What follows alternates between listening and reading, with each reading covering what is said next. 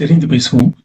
இன்னைக்கு நான் பார்க்க போறது, நான் சொல்றத கேளு, நான் சொல்றத முழுசா கேட்டுட்டு அப்புறமா பதில் சொல்லு, நான் சொல்றத கவனி. இந்த மாதிரி வாக்கியங்களை நம்ம எப்படி ஆங்கிலத்துல சொல்றது அப்படிங்கறத தான் பார்க்கணும். இதை நம்ம பேசிக்கலா எப்படி சொல்லணும்னா லிசன் மீ அப்படின்னு சொல்லுவோம். Listen listen to me or listen me, listen me or listen me, இந்த மாதிரி சொல்லுவோம். சொல்லிட்டு அந்த சென்டென்ஸா ஆரம்பிக்கிறது ஒன்றும் இது இல்லை. நம்ம நார்மல் ப்ரெசன்ட் டென்ஸ்ல தான் யூஸ் பண்ணுறோம். சிம்பிள் ப்ரெசன்ட் டென்ஸ்லயே நம்ம அந்த சென்டென்ஸை ஸ்டார்ட் பண்ணிக்கலாம்.